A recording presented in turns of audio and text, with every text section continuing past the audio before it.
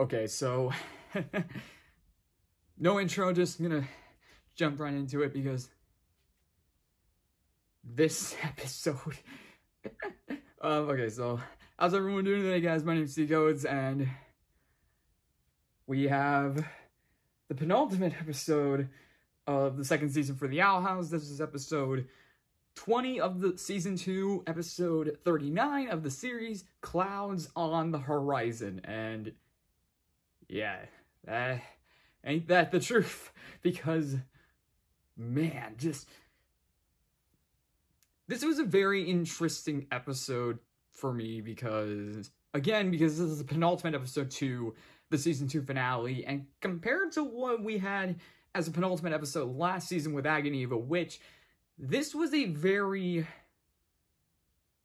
kind of just, throughout the episode, you just had that aching feeling of like, Day of Unity's club. It's like, it's getting closer and closer. It's like, you're really intrigued as to what's gonna happen and what's not gonna go right, because the beginning of the episode, it focuses on just the C.A.T.'s plan to stop the Day of Unity, but it's not just that. We also get a scene with Bellows at the beginning with the Collector, and I am rather intrigued as to what exactly, of course with Bellows' intentions, I feel like along with getting rid of, all of magic, he has to have at least some intentions to get rid of the Collector as well, because just the way he was talking to him,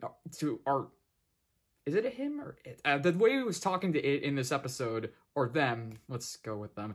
The way he was talking to them in this episode definitely had that sense of like, he doesn't fully like them, and he might betray them somehow. Of course, the question is, how the heck do you get rid of the Collector? And of course, then there's also the fact of like, well, why did he make the deal with the Collector in the first place? And that's the fact that the Collector apparently is the one who can work with the draining spell. It's like Bellows is like, you have to keep up your end of the bargain in terms of this draining spell. And it's just like, oh, okay, so the Collector is helping him with the draining spell while Bellows is making the portal to get to the in-between. So this is gonna be interesting. But of course, there's also the fact that Bellows has moved the portal to the Collector's chambers within the head of the Titan. So it's like, oh yeah, we're getting close. But while that's going on, we have, of course, like I said, the C.A.T.s getting their plan together to take down Bellows and stop the Day of Unity. And so what the exact plan is this. They're going to be using Ida, so they're going to have Ida disguise herself as Rain to pose as the 9th head witch, of course, to do the draining spell, because as we saw in Ida's Requiem, anytime Ida does any magic of sorts, it corrupts. So they figured the draining spell will become corrupt with the curse. So thus stopping the Day of Unity from happening, stopping people from losing their magic, and hopefully somehow getting to Bellows. It's like, well, we don't know exactly how Bellows will be stopped, but that's the plan they go with. And of course, it's just like, well, that means everyone just needs to play their parts and hopefully nothing goes wrong. But there are a few lingering factors in that. Of course, one of them being just Bellows himself seemingly being so many steps ahead, whether that's, again, it's like, how is he so many steps ahead? Is it something with the Collector? Is the Collector able to let him know that, hey, things are going on, you should be aware of this? Or is it just, he actually just is this genius who, I say genius, but it's like just being able to think so many steps ahead or just know what's going on. But of course, it's like, there might be other things that might or may not be it. But so with Ida, of course, having her role, and it's just like, well, for Luce, it's just, well, she doesn't really have to do much. She just has to hang back, just has to make sure nothing goes wrong, she's just kind of like that fact, just kind of like that, we'll just keep that alternate, I guess, is the best way to sum it up, because it's like, they don't need her in the initial plan, but if like anything goes wrong, then she's there to kind of swoop in and help them out. And, well, Ida, of course, is like, well, you might have your own plan right now, don't you, in terms of other things that are happening, because while Luce is helping Ida get ready for the Day of Unity, Amity and her siblings are trying to convince their parents of what the Day of Unity actually is, because they believe that their parents obviously think it's just gonna be, you know, this grand event, you know, they don't think that, you know, Amity doesn't think her mom and dad know about the draining spell, and, I'm a bit confused as to what happened with Kikimora, because it's like she got demoted?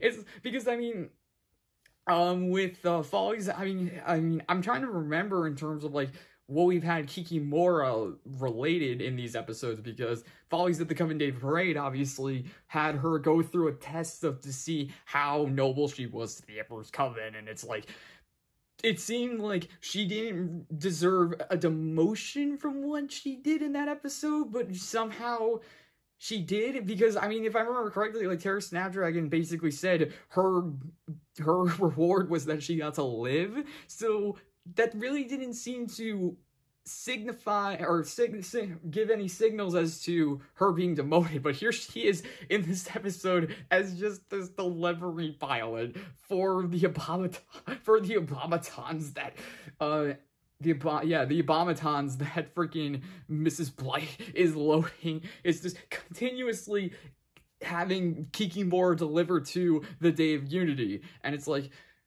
do you need that many abomatons? It's like, wait a second, something's not right. But unfortunately for Amity, Emira, and Edric, they are all captured because their mom knows best, I guess. Mother knows best. And she grounds them by locking them in Amity's room, because that's interesting. So with Amity, Emira, and Edric captured, Luce, of course, is like, she knew that Amity was caught, because Amity quickly sent a message on her Tamagotchi to say, like, in trouble, come quick. But unfortunately, Mrs. Blight found the Tamagotchi and destroyed it, and it's like, I know for some fans they're gonna be like, this Mrs. Blight needs to, like, I mean, granted, what Mrs. Blight does in this episode definitely is like, oh, you are definitely a bad guy, but I was very intrigued as to where this episode was gonna go, and of course, there's like, if there's one thing this episode's gonna be remembered for, it's gonna be for. But before that, obviously with Luce wanting to rescue Amity, Ida's like, oh, we'll let you go do that, and so Luce goes to do that, but she's not alone. She gets an escort, as she is told, but of course Luce is like, I don't need no escort, and then of course turns out it's Willow, Gus, and Hunter, and I mean, I don't know why, but it's just seeing Hunter there really, it just felt weird. I mean, obviously we've had the arc with Hunter going from the Golden Guard to being an ally of Luce and Co, but just seeing him there with the team is weird.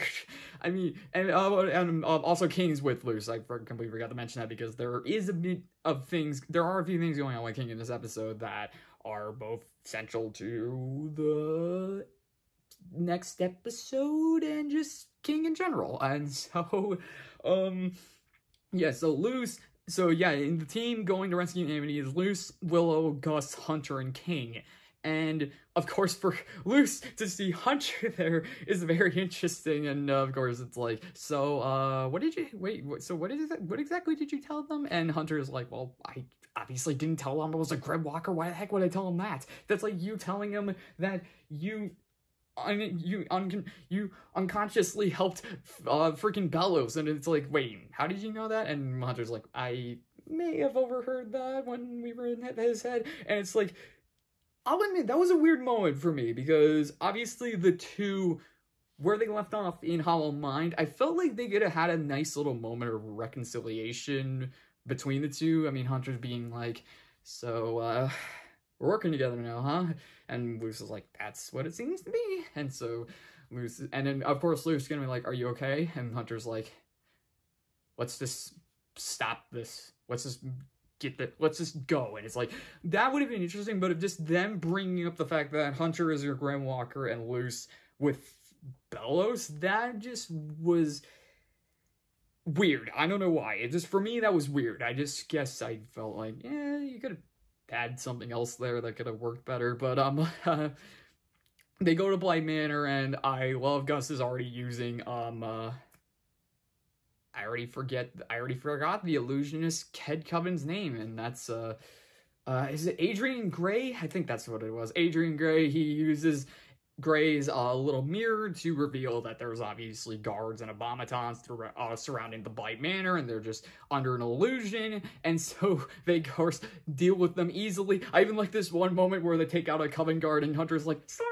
It's just like, because, I mean, there's a few layers to that, you know, Hunter, of course, not wanting to hurt too many people, I guess, now, and the fact that it is technically he used to work for them, so it's like, hey, no hard feelings, right? I mean, granted, in Labyrinth Runners, he didn't seem to mind much of hurting people, of hurting the guards, but, yeah, so they get to Amity, they rescue her and Emira and Edric, and I'll admit, if you told me going into this episode that there was going to be a Lumity moment that, of course, was going to break the internet again, I probably would have been like, okay, I might see that, but, I mean, the thing for me was, I didn't even have it on my radar that this could happen, and that being, of course, just victory for Lumity fans and Owl House fans in general. Just, we get our Lumity kiss, Luce and Amity kiss in this episode, and it's, I'll admit, again, it's like, I didn't have that on my radar. I wasn't like, at this point, I'm like, when the kiss happens, I'll just be, I'm like, great, this is gonna be awesome. But again, I wasn't waiting for that because, of course, I was invested with the characters, I was invested with the story, I was invested with just where we're gonna go with all this in terms of overarching narrative. And so the Lumity kiss was, I didn't expect it until when they cut to Amity in her room. You know, she's freaking out. She's worried about Luce. And then Emma and Edric say, what would you tell her? What do you think she would tell you if she were here? And of course, that's when I'm like, they just set that up. And I'm like, there were two ways I saw this kiss happening. And one of them would be Amity's going on this rant of, like, what Luce would tell her if she was there. And then, like, I was expecting Luce to just come out of nowhere and just, like, do the kiss right there. Just being like, ugh, let's go. Or it's like, but the second one not only was a lot better, was better than that first option, but it was definitely a much more satisfying payoff, and that, of course, being Luce comes in, you know, like, says, wow, that's exactly what I would have said. You know, Amity and Luce, they hug, you know, and Luce is like, I promise I will take us on a legit date that without any danger whatsoever, and Amity's like, okay, and then she kisses Luce, and then, this, of course, it's like, you have that moment just being like, yes, and the way it was framed was also cool. I like it's not like the side by side, they're side by side, you know, Luce is on one side of the screen, Amy's on the other, and you see the kiss there. It's rather just the back, Amity's back is kind of like on an angle with the camera, and they're off to the side like this. Okay, I'm trying to remember. Yeah, they're off to the side like this. So like Amity's back is here, Luce is here, and that's where they kiss. And so you get to see more of Luce's reaction to the kiss, which makes sense because it's like Amity is the one kissing Luce. And Luce, I love Luce's reaction. She's just like, crikey. And I'm like, crikey? I'm like, I wonder if that was improv. I wonder if they had, I imagine in terms of just the reaction to the kiss, if they had multiple takes of like different reactions from Luce, and I imagine that one was like the best one that they found, or the funniest, or just, it was such a weird moment, and I love the reactions. You know, Amy's just like, I can't believe I just did that. And Lucy's like, I can't believe I just said that. It's a really fun, touching scene, and it just, again, I was not expecting that in this episode until, like, we got to Amity's room, and I'm like, oh, they can do it. And it's like, part of me would have been like, okay, hold it off until, like, another big moment, but it's like, we're at the penultimate of the season 2 finale, it's like, maybe you should. But of course, after they kiss, Amity's like, okay, we gotta tell my parents about the Day of Unity. It's like, I just need, it's like, I have my issues with them, but we gotta at least tell them, and so that's what their plan is. They're gonna go to the factory and try to convince Amity's parents that this is a bad time. But, her father isn't there. In fact, King finds, Amity's dad on a swing set. He's just eating Hex Mix. It was one of the weirdest moments. I mean, because it's just like, you have Alador sitting on a swing with King to his side, and King's not even, like, he's not even, like, revealed to Alador. He has, like, he has a Coven uniform on, so it's the weirdest thing. Honestly, it's like, if you had that image, and you just sent it out, and you're, like, you're just wanting to see the fans' reactions, I think most fans' reactions would be like, how did we get to that? It's so, and it's just, King literally just saw a trail of empty bags of Hex Mix, and thus followed it, and thus he found Alador, and thus the two started talking, and Alador is just, he said he's tired of just working in the factory, he apparently hasn't had a day off in 5 years, which is like, okay. So clearly there is that relationship with Odalia, and that being like, Odalia is like, pretty much, I was wondering what they would do with her. I mean, because with Alador, they were definitely leaning towards, like, he isn't a great father, but it's because he unfortunately was ignoring his kids, but he realized that, and he was gonna try and do better. Like, there was that arc, and that's kind of, and he does, and that continues in this episode, like, him talking about what Odalia wants, what she wants, and it's like, but I can't, it's like, I haven't spent time with my kids. I have kids, and yet I don't spend time with them, and it's like, yeah, it's like, he kind of realizes that he needs to have his conscience, grow his conscience, and, like, take authority, because it's like, he literally is a pretty powerful abomination witch, so it's like, maybe he should. And of course it comes at a great time, because Odalia, of course, captures the group, although it was done in a very clever way, because Kikimora comes back to do one last pickup, but Odalia's like, well, I got something for you. I have this perfectly fit Abomaton mech for you to operate. It's perfect size for you as well. And of course, Kikimora is just beyond excited to use it. And the Coven, but then, like I said, Luce, Amity, Willow, Gus, and Hunter, they infiltrate the factory, and they disguise themselves as Coven guards, thanks to an illusion by Gus. And Hunter, being Hunter, he's like, I'll take the lead, I'll explain the situation. And so he, of course, he's like just telling Mrs. White what they're doing, and it's like, the Emperor would like to, sorry for the camera cut. Okay, where was I? Oh yeah, Hunter being like, oh, the Emperor would like to have and take possession of all Blight Industries related tech for the Day of Unity. And of course, Odalia's like, oh, that's fine. But Kikimora's like, I recognize that annoying voice anywhere. And it's like,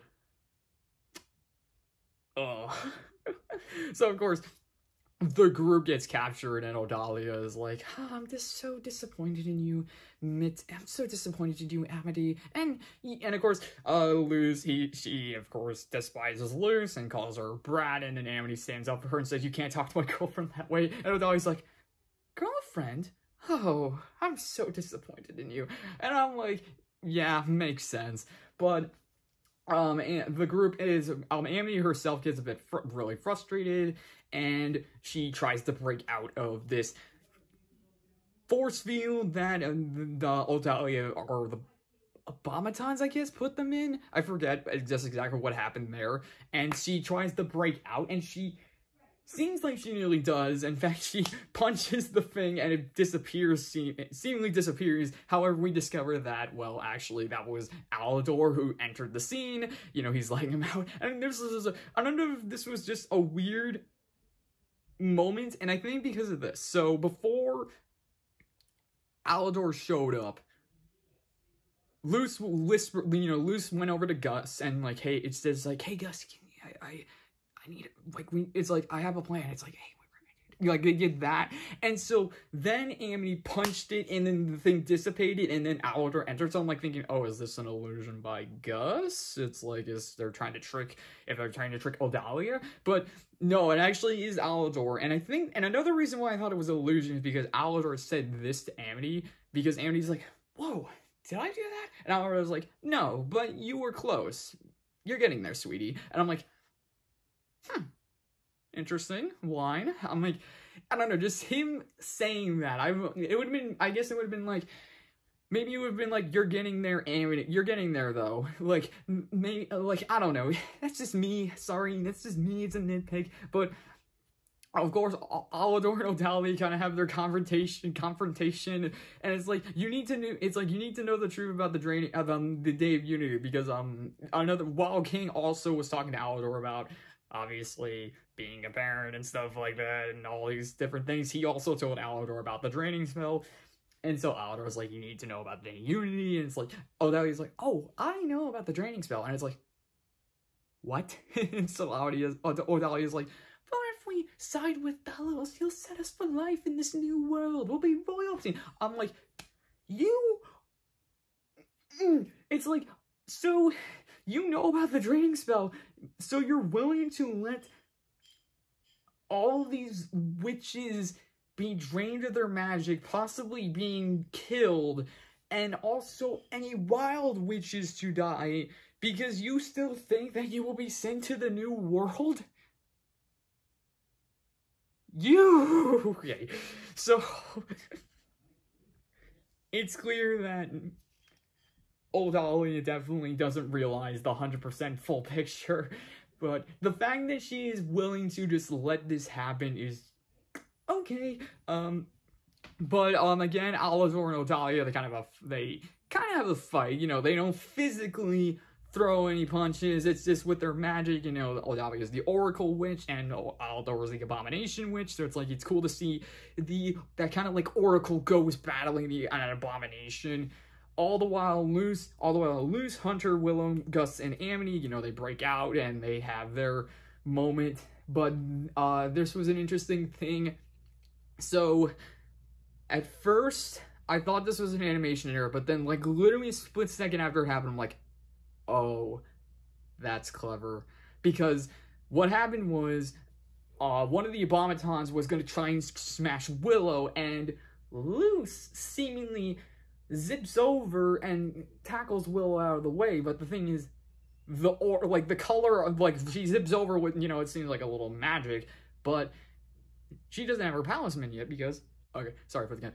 She doesn't have her talisman yet because the talisman she carved in the last episode is actually an egg. You know, she carved an egg because Luce wants the talisman to decide what it wants to be. You know, like when it hatches, it decides what it wants to be. Of course, just being like, teasing the fans even further, just be like, what the heck is her talisman gonna be?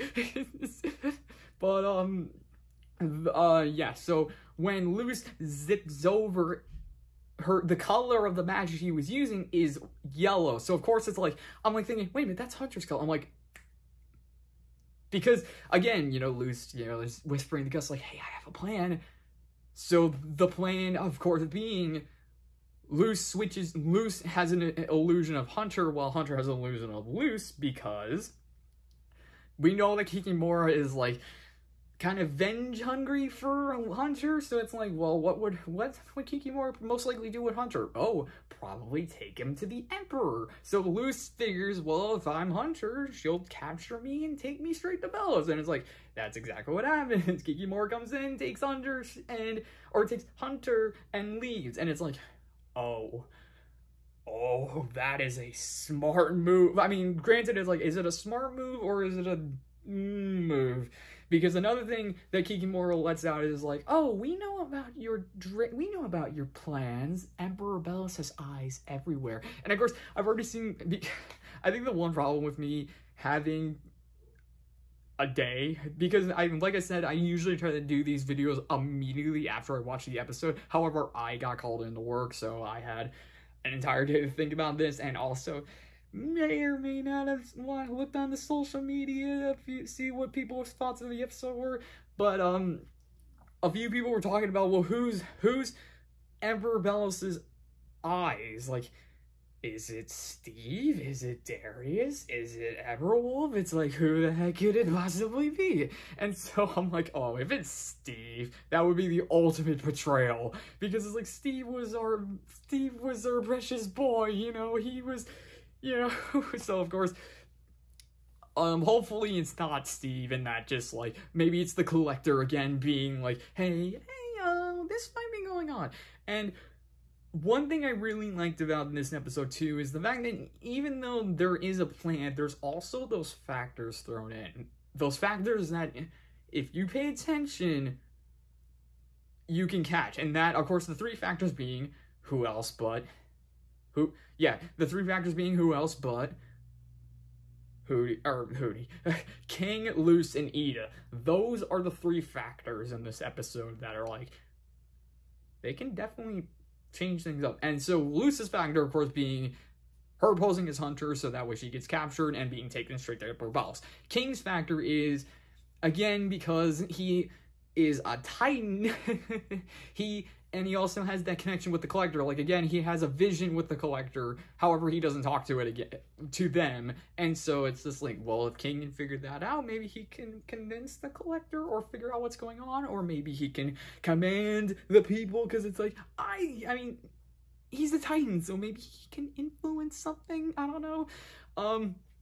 However, Ida's factor is the most intriguing one, because throughout the episode, you know, they're just on their airship heading towards the head of the Titan, and so Rain is like, so in order for this plan to work, you of course have to pose as me, so we're gonna give you a concealment stone, and but unfortunately we also have to brand you as a bard, and it's like, oh, because of course the draining spell goes through sigil, so it's like, it needs to go through the sigil in order for the spell to work.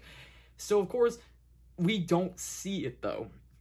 We don't see Ida get branded, because Rain pointed out that once Ida is branded, there's seemingly no way to get rid of it, so it's like, oh, so so of course, since we don't see Ida be branded, and we know, well, Rain has a concealment, you know, if it's like, Ida is a concealment stone of Rain, so it's like,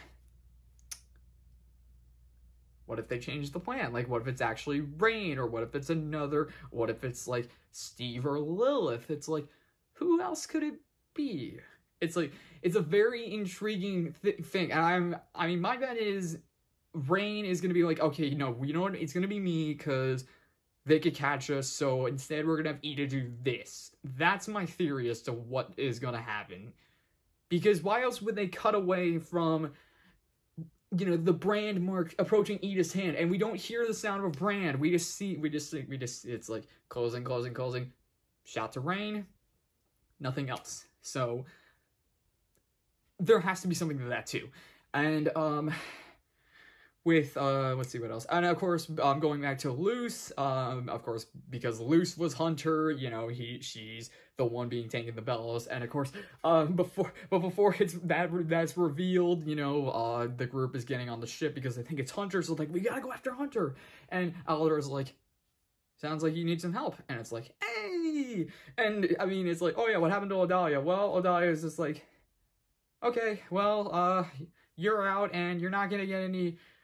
You're not gonna get, I forget what the exact line is, but it's basically just like, in terms of business, it hurts, but in terms of like partnership, romance stuff, that's nothing. I think it's severance. I think that's what she said. I think you're not gonna get any severance from this. I don't know. But, yeah, so Odalia's gone, Alador's with the team now, and so before they take off to go after Hunter, you know, Alador's like, Luce, I respect you, and you are welcome with our family anytime. And of course, that's when it's like, that's not Luce. It's like, poof, that's Hunter.